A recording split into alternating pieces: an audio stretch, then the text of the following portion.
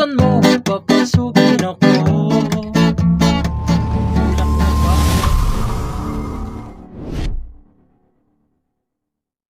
Hello mga ka-idol. So ngayon meron na naman akong ituturo sa inyong magandang kanta. So yung title pala nito ay yung Buksan Mo by Funk Version. So itong kanta na to is mala reggae kasi yung tunugan niya, no? So nagba-viral to sa TikTok, no, yung mga sayaw na ganito. So napakaganda nito. Dito muna tayo sa kanyang reggae version. So yung reggae version.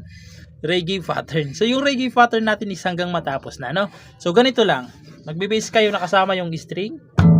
Kung hindi nyo naman kaya, okay lang, bass na lang. Tapos strum down. Tapos sa string, strum down ulit. 2 beses kada chords, okay? 2 beses kada chords. So ganito siya, sample lang ko kayo. Ganito siya. Isa pa. Tsaka na kayo lilipat. Okay? So pagpasensya nyo na, medyo madilim-dilim yung ano natin, no? So ganun lang yung reggae pattern natin hanggang matapos na. Okay? So ngayon, proceed na tayo dito sa kanyang whole verse. So yung whole verse niya rito mga ka-idol is E minor. So yung E minor sa 7th fret yan ibo-bar. 1, 2, 3, 4, 5, 6, 7. 7th fret naka-bar. Sa 8 ay 2nd string. Sa 9, 4th, tsaka 3rd string. E minor. Sunod is A. So yung A nasa P fret yan. 1, 2, 3, 4, 5. P fret naka-bar. Sa 6th fret, 3rd string. Sa 7th fret, 4th tsaka 5th string. Ayan yung A. Tapos D. So yung D nasa 5th fret pa rin siya. Dito naman sa 7th fret niya ay 2nd string, 3rd tsaka 4th na. Okay? Ayan yung D. Tapos pupunta kayo ng B minor. So yung B minor dito natin siya kukunin. Ayan. So yung B minor nasa 1, 2, 3, 4, 5, 6, 7. 7th fret nakabar. Sa 9 naman, okay, 9th fret, 5th tsaka 4th string lang. Ayan yung B minor na gagamitin natin. Tapos babalik lang kayo ng E minor. Tapos A ulit. Tapos D. Okay? Ayan siya.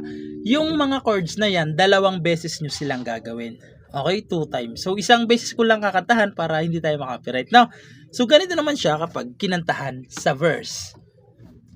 Gusto ko lang namang malaman mo na ang isip ko'y gulong-gulo.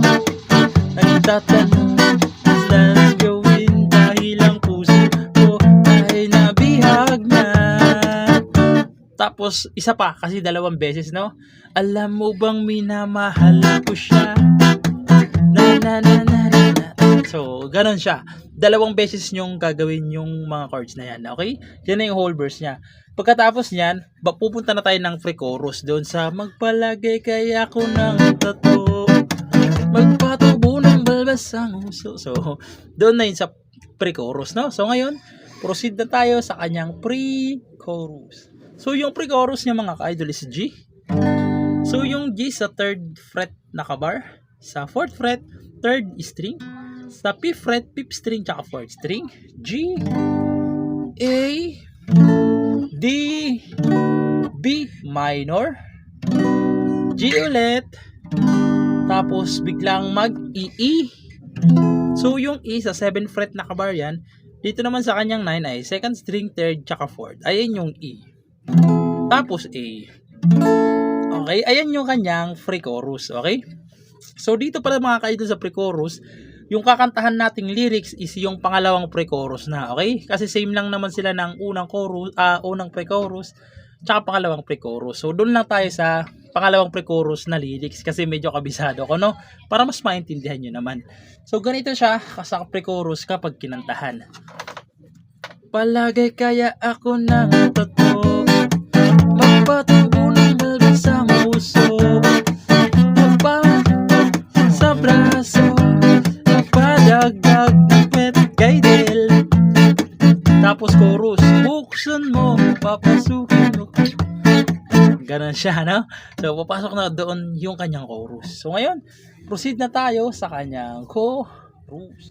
So, yung chorus niya dito is G, A, F sharp minor. So, yung F sharp minor sa 2nd fret, ibabar nyo lang.